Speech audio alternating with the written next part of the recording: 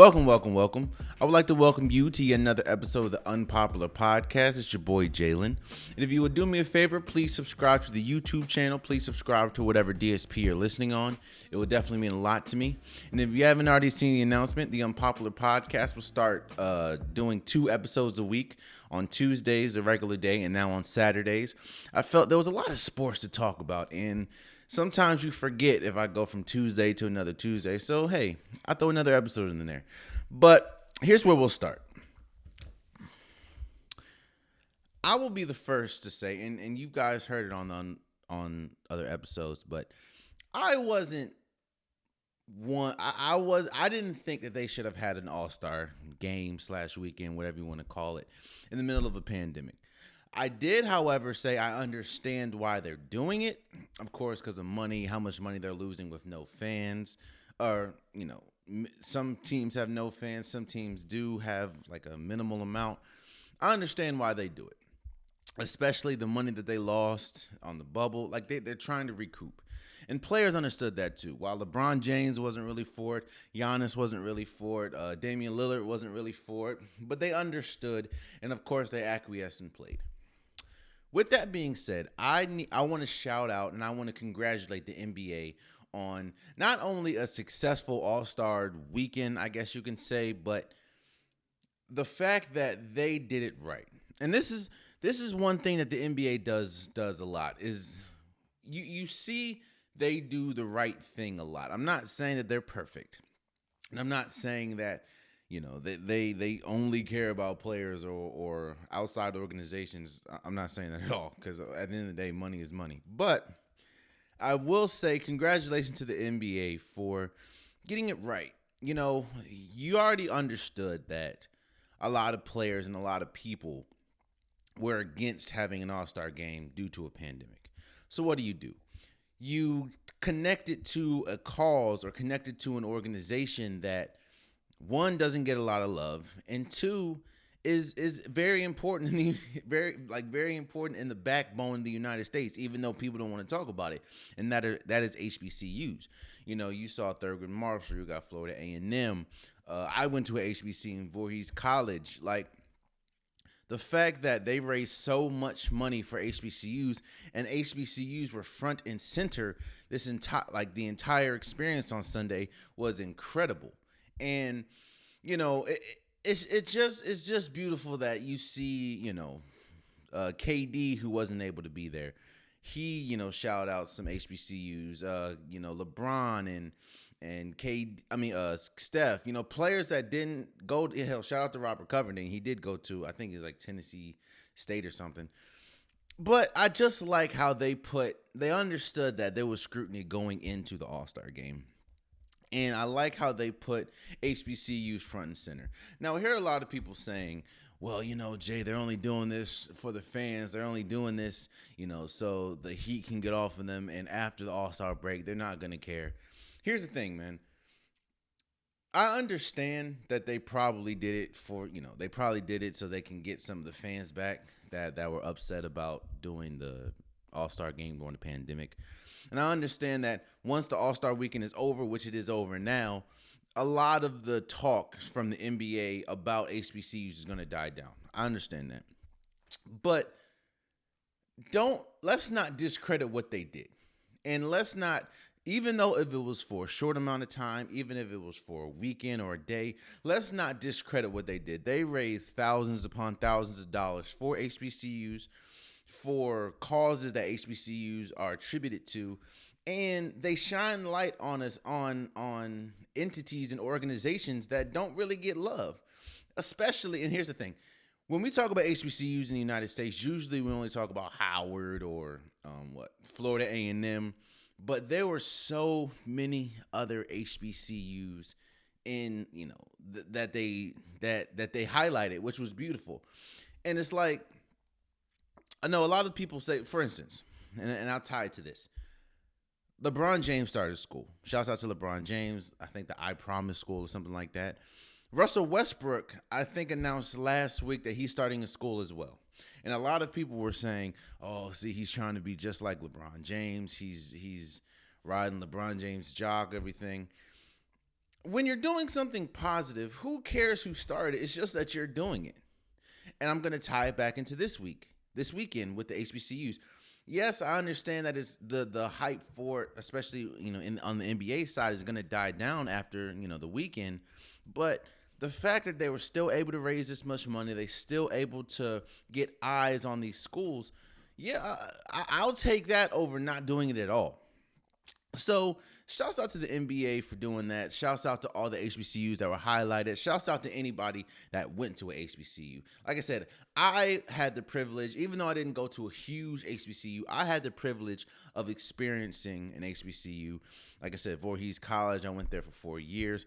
So I understand the love and the connectivity that comes with HBCUs. Like I said, I played basketball, so I know how important homecomings are.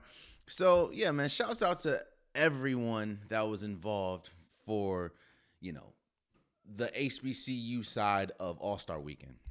But let's talk about the event that happened on Sunday. First and foremost, I also give another shout out to the NBA for, while we're used to a whole weekend, we're used to the celebrity game, we're used to the rookies versus sophomore game, or the Team USA against Team World, or whatever they call it now.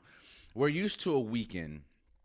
I respect how they were able to do it in one day. How they were able to do the All-Star game, they're able to do the slam dunk contest, they were able to do the skills challenge and the 3-point contest. This is where I say that the players are. This is why it's important to have a player-driven league. Because even though I didn't care much about the slam dunk contest, even though I didn't care much about the skills challenge, because the players that were in it, it made me tune in. And because of the incredible analysts, commentary from Ernie or the TNT crew, and it was just a great experience. I enjoyed watching Sabonis win. Shouts out to Sabonis. Sabonis beating Vucevic in the skills competition. I went crazy when Chris Paul missed the game-winning, for the skills challenge, the game-winning layup. I'm like, Chris, what's going on? You know what I mean? Like, and then one of the big moments was the 3-point contest. Now, when you looked, you saw Steph, and then the next, it was Mike Conley, it was Jason Tatum, Jaylen Brown, Zach LaVine, Donovan Mitchell, and it's like, it's easy. Like, this is going to be easy for Steph. Like, it's like, I understand Damian Lillard was supposed to do it, but he backed out, I think, due to rest and stuff like that. I'm like, yeah, this is about to be easy for Steph.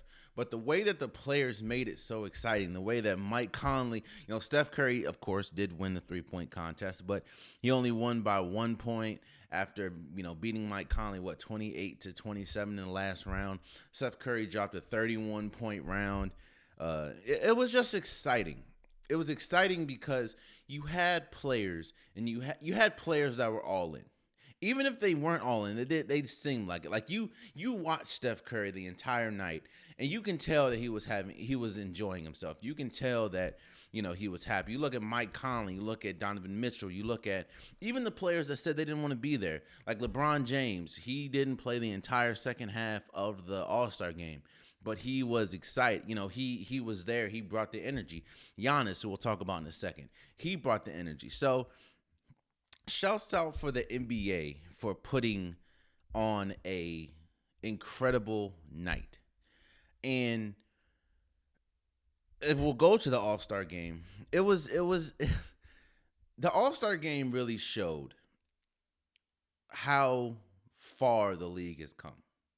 When we look, unfortunately, KD wasn't there due to, recovering from injury. Ben Simmons and Joel Embiid were game day scratches because I think contact tracing with a barber or something like that. Fortunately, they didn't get, come into contact with anybody else. But the All-Star game really showed just how far the league has come. Like when you look at the shots that Steph Curry was shooting. Steph Curry, I think, hit a couple of shots as soon as he stepped over half court, he hit, and I think he hit like 3 of them. Damian Lillard hit a shot beyond half court. Like, And, you hear people like Skip Bayless and other people like, back in the day, those would be horrible shots, which they would be. But the fact that you have some elite shooters and the fact that you have someone like Mike Conley, who I would not have even expected or imagined to be the runner-up in the three-point contest. Like, it was just great to see. And shouts out to Giannis Antetokounmpo for, I think, being the first player ever to win the All-Star Game MVP while going perfect from the field by shooting more than like 5 shots. He shot 16. He went 16 for 16. Now, most of them were dunks. I know he had, 2 or 3 threes. He had 35 points. So shouts out to him, 2-time MVP and now a finals MVP. I mean, not a finals, I'm sorry. All-Star Game MVP. Just shouts out to the whole night, man. Shouts out to the whole night. I totally forgot about the Kobe Bryant format. Rest in peace, Kobe Bryant. I totally forgot about the Kobe Bryant format that they are starting to implement. And I do love how they are sticking with the Kobe Bryant award, which is the All-Star MVP. So it was just a great night. It was a great night for the league. It was a great night for all the stars. And it was a great night for HBCUs. It was just a great night. And like I said, it was good because I completely, trust me, we were about second quarter, and when they said, get ready for the slam, I said, oh, shoot, the slam dunk contest. I totally forgot about it. And honestly, I'm not going to lie to you, I didn't even care, but I didn't want to watch it until, I saw Anthony Simon. Shouts out to Anthony Simon for winning the slam dunk contest. I saw him go out there, and I saw Cassius Stanley. I saw Obi Toppin. And I do like how a lot of those people, they're all, well, except for Anthony Simon, they're rookies. Obi Toppin and Cassius Stanley are rookies. But the league was able to showcase them, and they put on a really good performance. So, and it's funny. These are just my thoughts on the game, of course, and thoughts on the night. But it's just funny it's funny when you see the vets against the people that probably wouldn't been there that much. Like, you didn't see much of Mike Conley, but because he was just soaking in the moment, is what he said. They tried their hardest to get Zion to dunk as much as possible, and he missed a couple of them because you can tell he was nervous. The All-Star, the slam dunk contest, a lot of people, this is the first time they're introduced to Obi Toppin. This is the first time they were introduced to Cassius Stanley. I know somebody called me and was like, yo, who is Cassius Stanley? I'm like, he went to Duke, everything. So it was just a good night. It was a good night. Again, I was one of the people, I didn't think that they should have had a All-Star game due to the pandemic. And from what I've seen, a lot went down in Atlanta outside of the NBA, but the fact that people were like, the NBA knew what they were doing. They know that, of course, you can say they don't want any parties, this, that, and the third, or they're not going to be attached to any parties, which I don't think they were, but you know what you're doing when you pick a place like Atlanta. Atlanta's been open for damn near a year now, and it's like, you know that you're going to get the most views and a lot of people are going to come down, even though they're not at the game. A lot of buzz is going to circulate around the All-Star game due to the fact that it is in Atlanta. So, shouts out to the NBA for doing it right.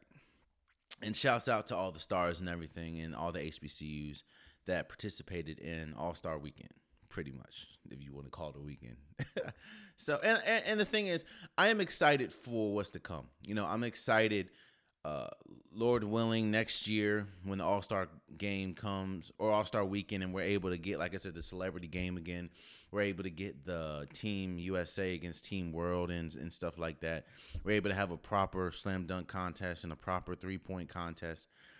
And the fact that I think that if the place was full with fans, they would have went crazy for Steph Curry, for the three-point contest. They would have went crazy for Dame and Steph in the All-Star game.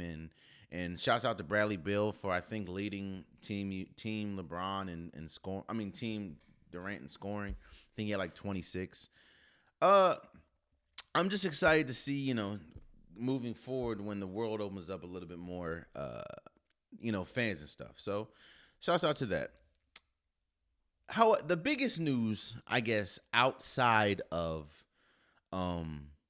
All-Star weekend was Blake Griffin. And so here's the thing. Blake Griffin played for the Detroit Pistons, and it just wasn't working. It wasn't going well, and he was bought out. Him and the Pistons agreed to a buyout, and he became an unrestricted free agent, and he decided to sign with Brooklyn. Now, on the surface, you look and it's like, damn, you got KD, you got Kyrie, you got James Harden, you have Blake Griffin now, you have DeAndre Jordan. Like, that's incredible. Here's the thing. Yes, Blake Griffin is a good player. Blake Griffin's a great player. But it really depends on what Blake Griffin are you getting. A lot of people are saying that because they have Blake Griffin, there should be no reason why they don't win a championship. That is true if you're getting the Blake Griffin from the Clippers, and I don't know if that's the Blake Griffin that you're getting. Because hell, there's still a running count of how long it's been since Blake Griffin's dunked the ball. Now, this is the Blake Griffin that won a slam dunk contest, that has famous dunks on Kendrick Perkins, on Danilo Gallinari. Like, this is the dunking Blake Griffin, and the fact that he hasn't dunked in damn near a year plus, they're saying something. Not to mention, the Blake Griffin that played for Detroit is not that good of a player.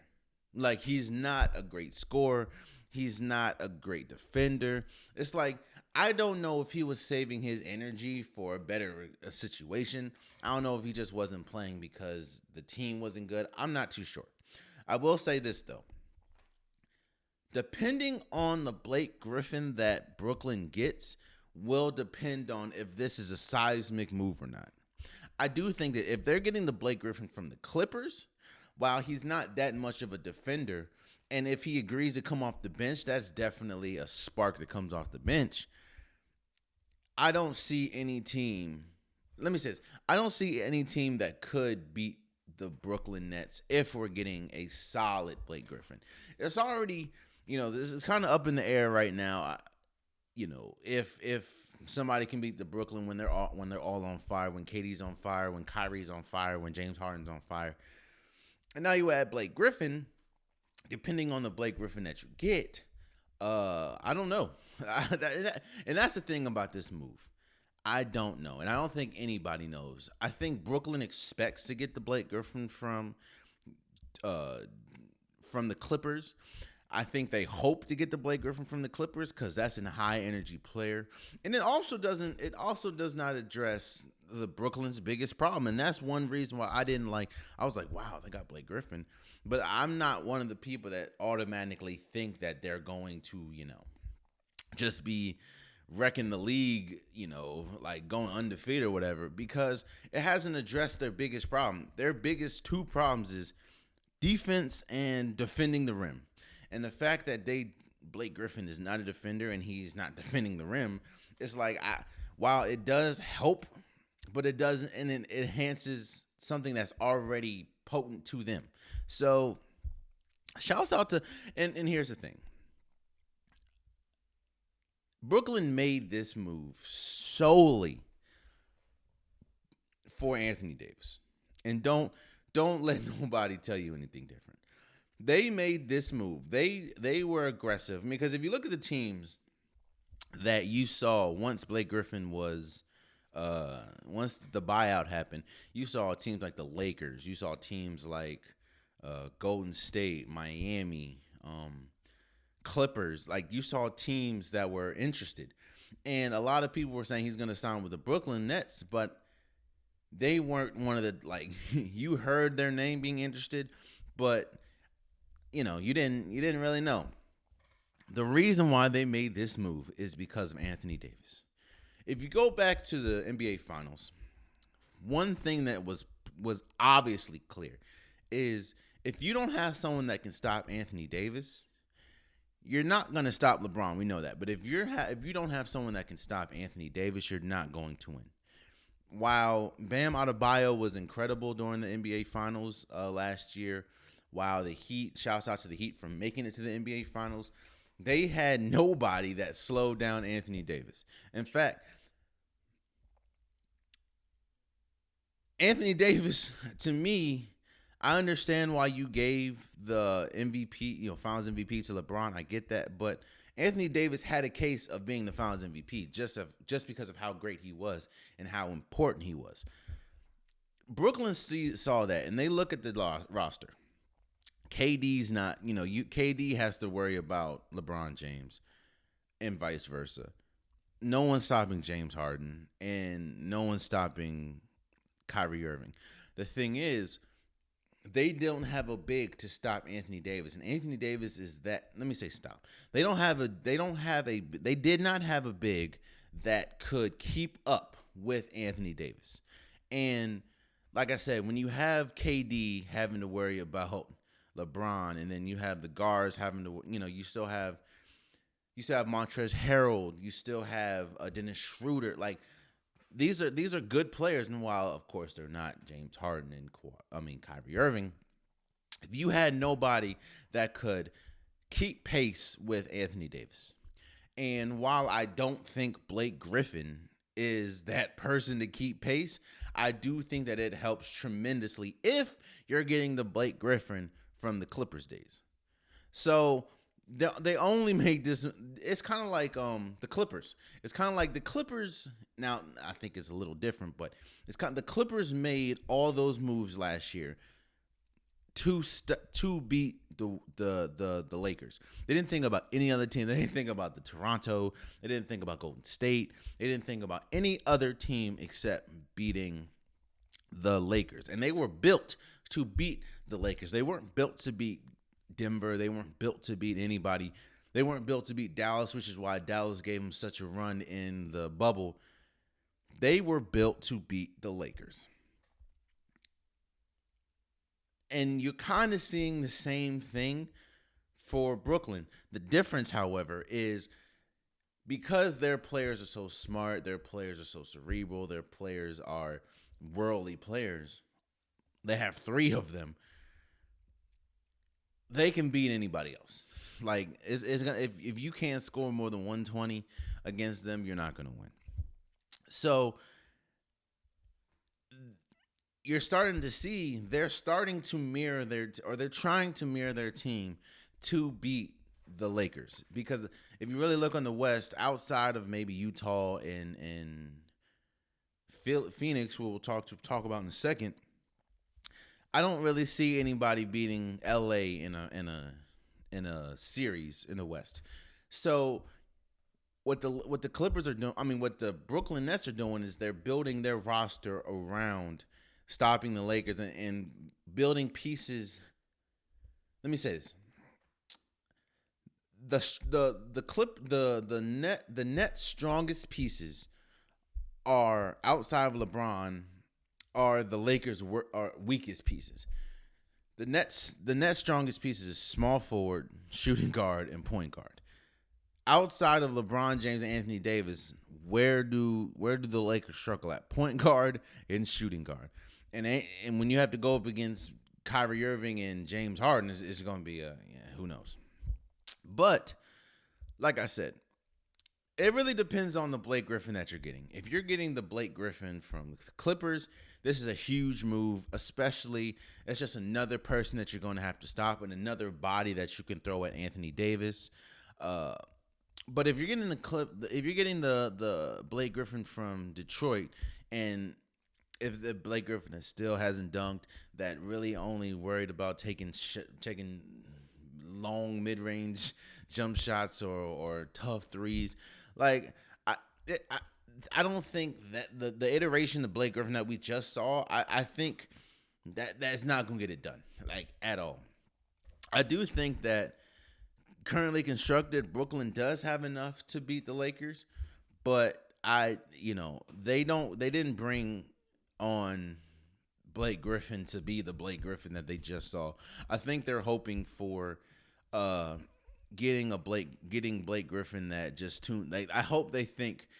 I think they think that Blake Griffin just tuned out. After he realized I'm in Detroit, there's no chance of anything. After you trade away Derrick Rose, it's like, yeah, I'm not doing nothing else. So I think that's what they hope, and we'll just have to see. But it is a big move if you're getting if you're getting a better Blake Griffin. So we'll just have to see. We'll just have to see. However, like I said, I do think that it does not help. It doesn't. They haven't addressed their biggest issues. So I do think that has to also be. We have to see where that goes from there as well. So there you go. Moving forward, what I wanted to do, I wanted to have a little fun since All-Star break is over. I want to look at all the playoff teams in both the East and the West and talk about how far each one can go. I'm not thinking about the matchups. I'm not thinking about if they play them. They're not. I'm just saying with the talent on their team, how far they can go in the playoffs. If the playoffs started tomorrow, and if it doesn't really matter who they play. So let's start with the East. Let's start with Philly. Let's start with Philly. Philadelphia is probably one of the most unique teams in all of the NBA. Because their strength comes from, they're kind of built like a modern old team, if that makes sense. They're built from the inside out. Their best players on the inside, which is Joel Embiid and Ben Simmons. And then they're built out. You have Seth Curry. You have Tobias Harris. They're built like a traditional old team, but they have shooters. And it really depends on how good Joel Embiid and Ben Simmons plays. If Joel Embiid continues to play like the MVP or frontrunner MVP that he is currently, this team can go all the way and win the NBA Finals. If he has flameouts like we've seen, and Ben Simmons has flameouts like we've seen in the playoffs, this team is good enough to make it to the Eastern Conference Finals Eastern Conference Finals. But I think if they're all, let's just say all these teams are at full caliber.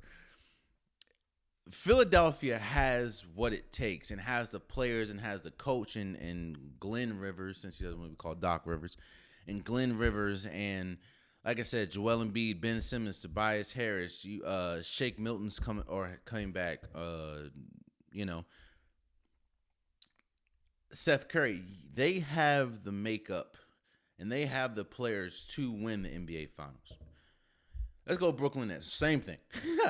When you have KD, when you have James Harden, when you have Kyrie Irving, and now you add Blake Griffin, it's kind of the ceiling for this team is the ceiling for the team is the NBA Finals and win it all. It's going to be hard to match that firepower anybody on any given night. So they can definitely win the NBA Finals. Their floor, however, if they hit the right matchup and their defense, or if they don't address their defense at the trade deadline, and their defense, especially rim protecting, really stands out, they could lose in the second round if they go up against Milwaukee, or they go up against a Boston or something. No. Yeah, well, we'll talk about it. They could definitely lose in the second round, but their ceiling, which is Brooklyn, can definitely be the NBA Finals and win it all. Milwaukee, they're a little different. I think we've seen their ceiling, even though they're having another incredible season. Drew Holiday has been incredible for them. I think their ceiling is the Eastern Conference Finals. I think Giannis not being able to shoot the ball consistently is still a problem. I think that while you have Giannis and you have Drew Holiday, who isn't a number one but is an incredible number two, they don't really have a piece. If those two aren't doing well, they don't really have a piece that can pick them up. Brook Lopez is not that. DiVincenzo isn't that. So I think Milwaukee's ceiling is the Eastern Conference Finals. And I think their floor is probably they could lose in the first round, depending on their matchup, honestly. And I think that is because, like I said, the lack of, when your superstar has limitations, even though he is one of the most athletic freaks we've ever seen, even though his ability to finish at the rim is second to none. The fact that you can just wall up and you have to depend on people like Brooke Lopez and stuff to carry you home if he's out, or Drew Holiday. And Drew Holiday has not been in that situation where he has to be the brunt of the offense from time to time. I think the Milwaukee's ceiling is the Eastern Conference Finals. Boston Celtics. I've been killing Boston Celtics for a minute now. Since the season, but I will give them props, and I will give Kemba Walker props because I killed Kemba Walker last week. I'll give Kemba Walker props. Kemba Walker has improved, and he has been better the last week and a half, which has in turn changed the way that Boston has played and changed how he's playing better, and because of that, Boston's better. So if Kemba Walker plays like this, their ceiling, in my opinion, is and that's also barring Marcus Smart coming back. They can make the NBA Finals. I don't know. I don't think they can win it, but they can make it. You have Jaylen Brown, an all-star now, playing incredible. Jason Tatum, Kemba Walker's playing well now. Marcus Smart coming back with the defense. They do need to address a big man, and I think that you can go for a player like Andre Drummond or something like that, but. And if they get Andre Drummond, that's a whole different story. But I think Boston's ceiling is the NBA Finals. Their floor, however, they can very well lose in the first round. And that's, like I said, you have a young team still, and your stars are outside of maybe Jaylen Brown and Jason Tatum.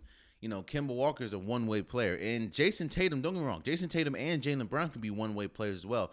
They can just be offense, and they're nice when they don't really play much defense. So Boston's ceiling is the NBA Finals. Their floor, however, they could lose in the first round. Let's go to New York. First of all, shouts out to New York. I didn't see them being this good, trust and believe. I understand that they're still below 500, but they're fifth in the East.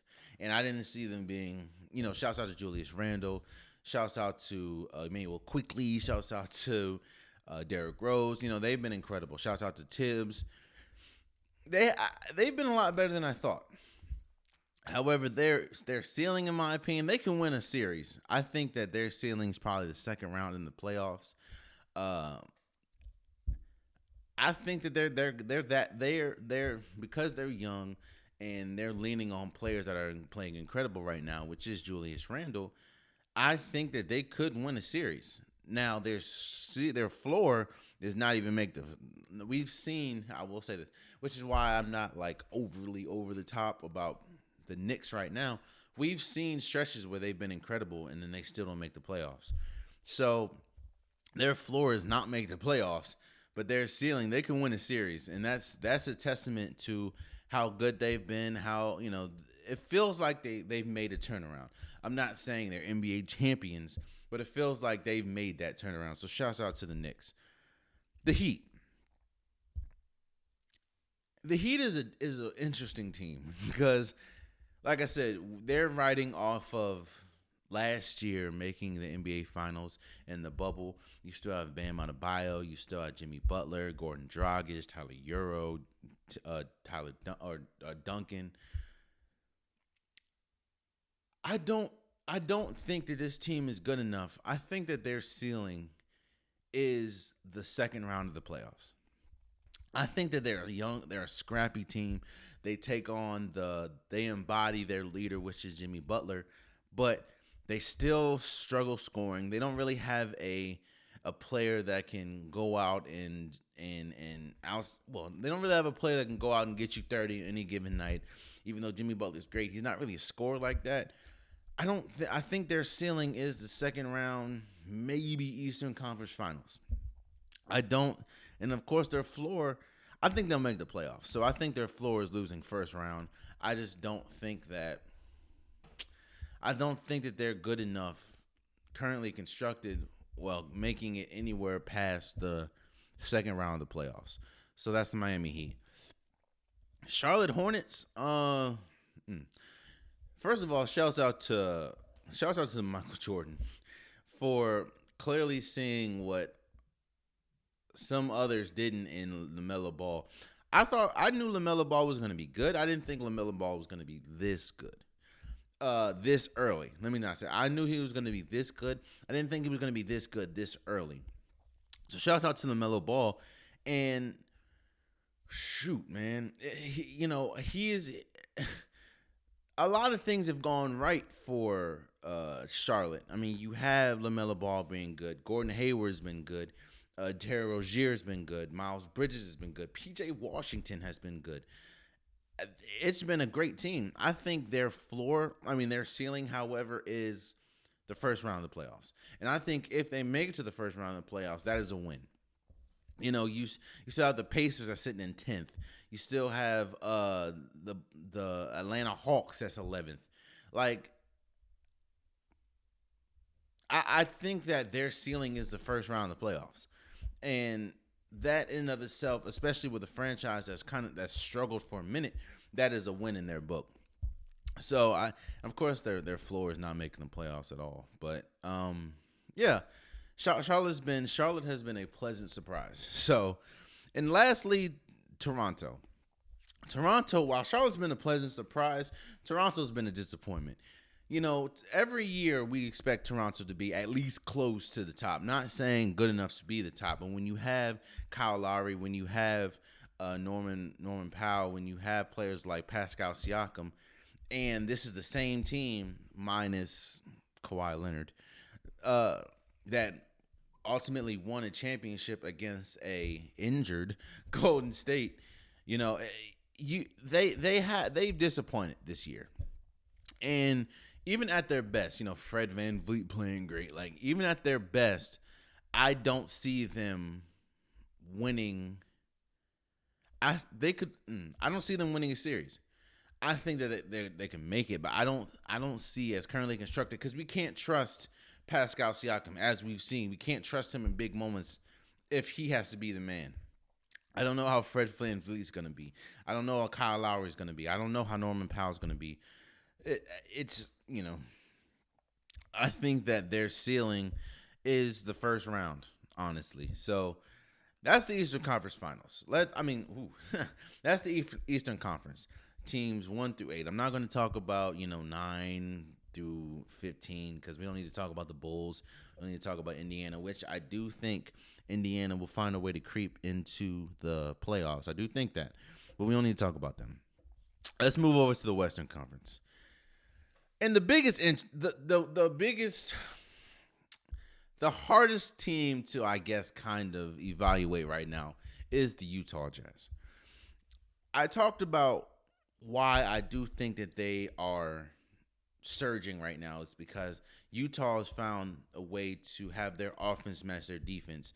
The biggest knock that we've had on Utah is they're too much they lean too much to one side and not to the other. Their defense can be incredible, but their offense is not that good. Hell, you can go back to the John Stockton and Karl Malone days. Their offense was incredible, but their defense wasn't really up to par, even though they had a couple defenders.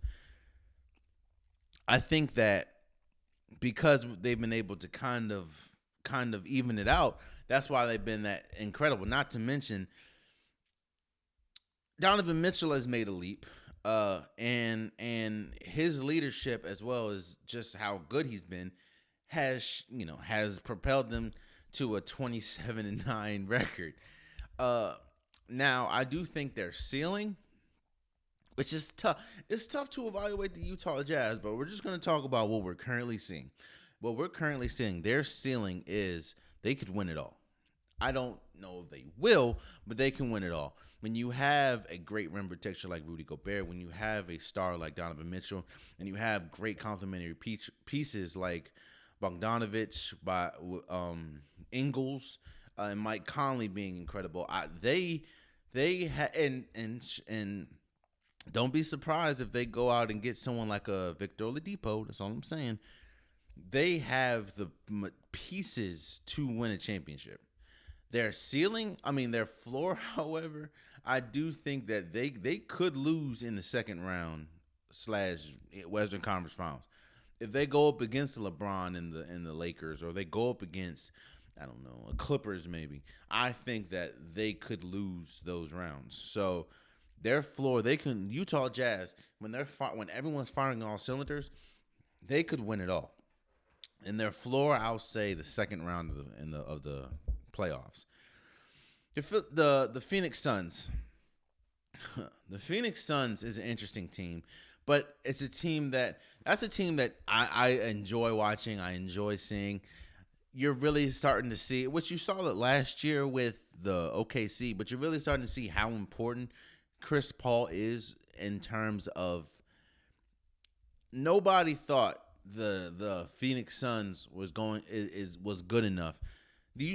So going back into last year when they went 8-0 in the bubble, you realize they were so bad that you can go 8-0 in the bubble and you still didn't make the play-in game. Like, that's how bad they were in the regular season before the bubble. And you're really starting to see the leadership of Chris Paul and not to mention Phoenix is still a young team, and the fact that he's able to get them together, and we're seeing one of the best seasons that we've seen out of Donovan Mitchell. We're seeing a great season out of DeAndre Ayton. This is an incredible team, and I think their ceiling, they can make it all the way to the Western Conference Finals. I think, when you have you have a young team, and you have Chris Paul with Devin Booker, I think they're good enough to make it to the Western Conference Finals. I don't think that they're good enough to beat a Lakers in the series. I don't really think they're good enough to beat a Clippers in the series. We still have to see about Denver, but they're good enough to me to make it to a Western Conference Finals. And I think that their floor is first round. I think their youth can kind of get in the way at times, and if it does, then they can definitely lose in the first round. But Phoenix will take that. Phoenix, I don't know if Chris Paul will take that, of course, but Phoenix has struggled for years, and they haven't been good since what the Joe Johnson days and the Amari Stoudemire days. They made a couple of playoff appearances, with Rajah Bells and stuff, but they haven't really been good since. They haven't really been consistently good since then. So Phoenix as an organization will take it if they make it to a playoffs and lose in the first round or second round or whatever. And they would be elated and over the top if they make it all the way to the Western Conference Finals. So I think the Western Conference Finals is Phoenix's ceiling. The LA Lakers, we don't need to say much here. You have LeBron James. You have Anthony Davis once he comes back. Montrezl Harrell's still there. You have one of the Morris brothers. You have Dennis Schroeder. Kyle Kuzma. Their ceiling, of course, is the NBA Finals. When you have LeBron James, more than likely that's your ceiling. The man's been to, 10 or 11 championships? That's your ceiling, the NBA Finals. Their floor, I would say they could, depending on the matchup, they can very well lose in the first round of the playoffs. If they get the right matchup, and Anthony Davis isn't completely right from injury, and you're putting a lot of minutes on LeBron, and you have to put a lot of what's his name? Kyle Kuzma has to bear a lot of responsibility. I don't know if he's ready for that. So it really all depends on their health. And their ceiling, of course, is the NBA Finals. Their floor to me is the first round. The Clippers, their ceiling is the NBA Finals. I mean, when you have Paul George, Kawhi Leonard, Nicholas Batum has played incredible, surprisingly. I do think that they do need to they need to get a traditional point guard, in my opinion, or a point guard that can score a lot better than Patrick Beverley. But you do still have Patrick Beverley and Lou Williams. I think that their ceiling is the NBA Finals. I don't know if they can beat a team like Brooklyn in the first, in a 4-game series. I don't know if they can beat a team like, I don't know. But it, I do think that they can, with the talent that they have, especially with two superstars like Paul George and Kawhi Leonard, they can make it to the championship. Their floor, however, to me, is the second round or first round. Like we've seen them struggle against teams that they shouldn't have. Like I said, we saw what happened against Dallas. We saw what happened against the Nuggets last year. They could very well, and they lost to Memphis this year by like 30. Like we've seen them at their lows. So, like I said, the Clippers' ceiling is most definitely the NBA Finals. Their floor, I'll give them the first round, second round. Portland. Here's the thing about Portland. At some point, they're gonna have to get over that hump. I mean, they've been every year they seem to improve somehow. Melo was incredible last year. You address an issue, which is the small forward position. You get Robert Covington. Of course, you have Damian Lillard. CJ McCollum's injured right now, but I think he should be back towards the end of the season. This team, especially being led by Dame, is good enough, should be good enough to make it to the NBA Finals. I just don't think they can. Their ceiling could be the NBA Finals. I don't think they're good enough to win it because they don't play enough defense. I mean, Enes Kanter don't play defense. Dame don't play defense. CJ McCollum don't play defense. Melo don't play defense. Nurkic don't play defense. The whole team outside of Robert Covington really don't play defense. And it's like, let me not, you know what, their ceiling, the Portland to me, their ceiling is the Western Conference Finals, which they've hit, a couple years ago. So I just don't know if Robert Covington is that. I do think he's a big piece, but I don't know if he's that piece to just get them over the top. You know what I mean? So I think Portland's ceiling is the Western Conference Finals, and their floor is the first round. Like I said, you get the right matchup, and you got to go against a team that either scored. Like if you go against a Denver or something like that, yeah, that could be a tough series for you. So I think Portland's floor is the first round. Their ceiling is the Western Conference Finals. Let's go Denver. First of all, shouts out to Jokic for being in the MVP conversation this year. Their ceiling is the NBA Finals. If Jokic is playing incredible, you still have Jamal Murray, Michael Porter Jr. has flashes. Paul Millsap, like they're good enough, and they have a squad that should be good enough to make it to the NBA Finals. That is their ceiling. Their floor, however, as we've seen, kind of the ins and outs. Now they did deal with injury and stuff like that, but the ins and outs, their floor is the first round. I don't think that there's a area in time where they don't make the playoffs, but they could very well, Jamal Murray not play well or get hurt, Jokic not play well or get hurt, Will Barton not play well. Like their floor will be first round. Their ceiling is the NBA Finals, and that's a sleeper team that they could win if they make it to the NBA Finals. They could win. They could beat a team like a Brooklyn or like a Philly or something like that. So, yeah, that's Denver. San Antonio Spurs, man, I feel kind of bad for DeMar DeRozan, man. DeMar DeRozan was first, he felt like he was snubbed in the Allstar game, and then you had Devin Booker couldn't play, and instead of asking DeMar DeRozan, you asked Mike Conley. Which shouts out to Mike Conley, first time in his career he's an All-Star. Shout out to you, but I was like, damn, DeMar DeRozan don't get no love.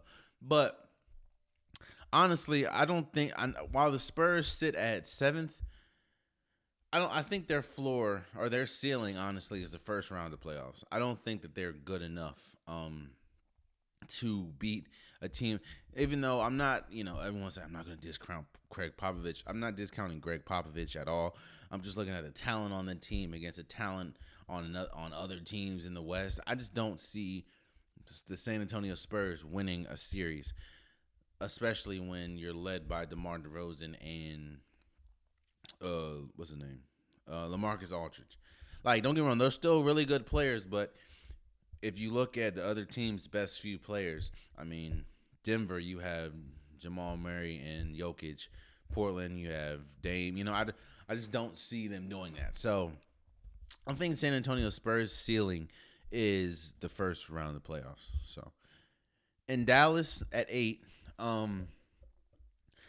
don't know. It's really hard about Dallas because Dallas is a team that a lot of people expected to be a lot better than they are. I expect them to be a lot better than they are. A lot of people had Luka Doncic be their MVP. It's Dallas's ceiling to me is the second rounder at Western Conference Finals, seeing as though you have a Porzingis and you have Doncic. If they're both firing on cylinders, it's kind of tough to stop. But I don't see them doing that, especially this year. I don't see them doing that because I haven't seen that in an entire series. I mean, I haven't seen that in a stretch at all. I've seen Doncic play great, but then Porzingis is iffy. I've seen Luka Doncic have iffy games. So I think Dallas's ceiling is probably the second round of the playoffs. So, and that to me is a disappointment to them, seeing as though how successful they were against the Clippers last year. Even though they did lose, they kind of pushed the Clippers to the brink, and they thought they would make a step forward. I don't think they've done that. So, yeah, those are my ceilings for all the 8, playoff teams in the East and West. If you disagree, let me know. Leave it in the comments. We can talk about it. And yeah, let's move forward. So let's move over to UFC. I'm going to butcher this name. I already know I will, but here it goes. Jan Blachowicz, whatever. Jan beat Israel Adesanya, whatever.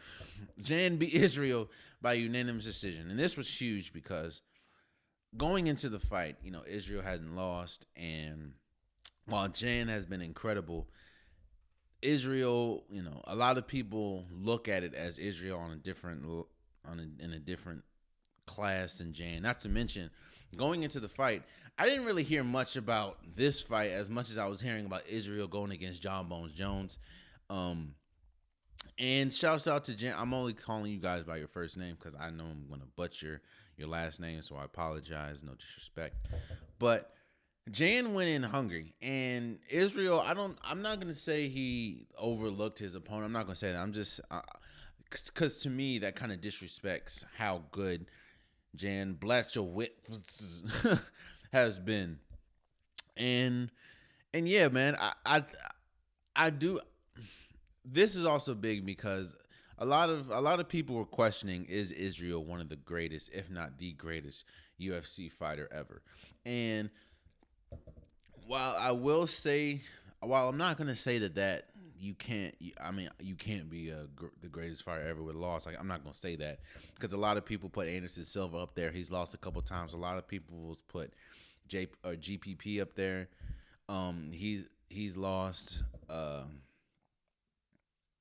But it's kind of hard when you look at the competition that Israel has fought against the George St. Pierre, John Bones Jones.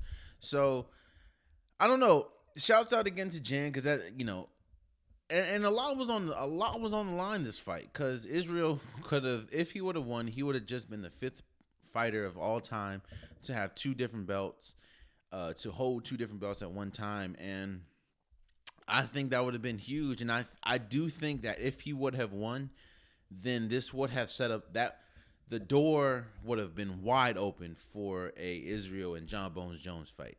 And of course, you heard a lot of back and forth before the fight and after the fight. John Bones saying, "You know what? No, it's not." I think that kind of closes the door on that, saying, "No, it's not worth my time because he lost in this and the third." And of course, I don't know who Jan's gonna fight next, but I do. I'm not. I don't think that this is the end of Israel being good. I think that, of course, he's going to have to get a couple more fights under him before we can start really talking about if he's the best. this. A lot of people don't like his cockiness, but I mean, I don't understand this. What I don't understand is you're in a sport, you're in a blood sport pretty much, and people are upset because you're cocky. Like, bro, I'm 7 foot going toe to toe with somebody. Hell yeah, I'm gonna be cocky. The hell. So I don't know what's gonna go. I don't know what's gonna happen. But shouts out to Jan for being Israel. And shouts out to Amanda Nunes for winning as well. I feel bad for the women's side because you're starting to how Amanda Nunes is arguably the greatest women's UFC fighter ever. And the fact that she's beat Ronda Rousey, she's beat anybody you put against her, she's beat. And she's beat them quite handily too. And I feel bad because you're starting to lose. Like, if she loses, it's starting to be it will be a bigger upset if she loses than when Ronda Rousey was just blowing through people. And when she lost, I was just like, geez, to Holly Holmes or something like that. That was a huge upset. But if Amanda Nunes loses, that to me is an even bigger upset because she's just destroying people. I think she beat homegirl in like the first 5 to 10 minutes. I think the stat came out she was only hit like twice. Like that's crazy. But shouts out to UFC for getting it right again, having a great weekend. The UFC Island, they're doing it right. Shouts out to that organization, and shouts out to Jan again, and shouts out to all the participants. So before we go, it needs to be talked about. So the Steelers re-signed Big Ben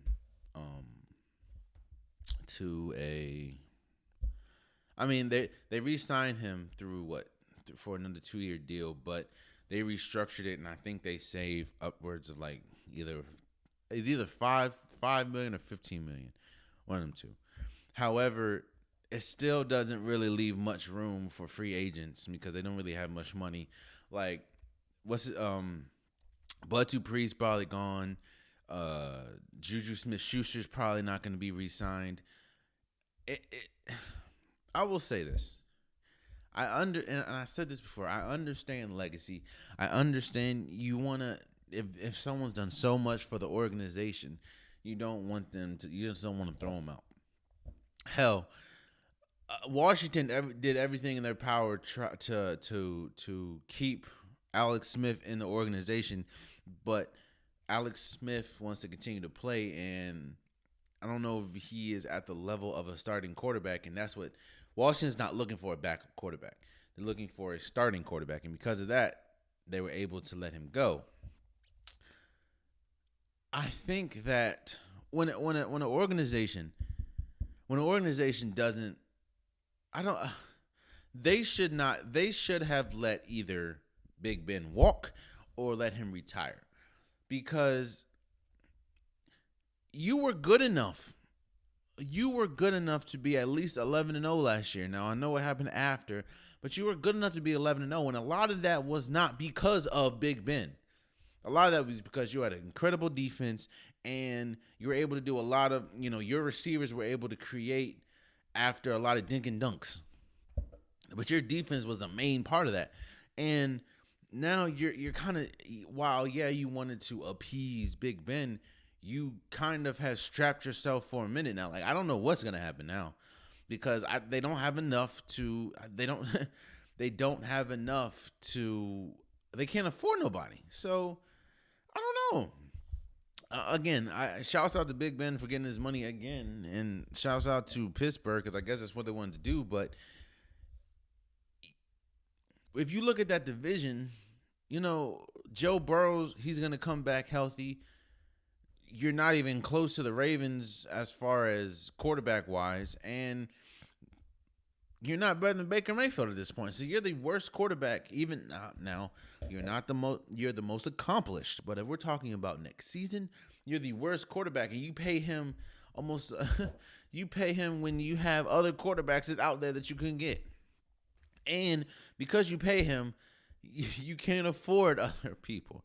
So I guess shouts out to the Steelers. I mean, this is what they wanted to do. They did it. Shouts out to Big Ben.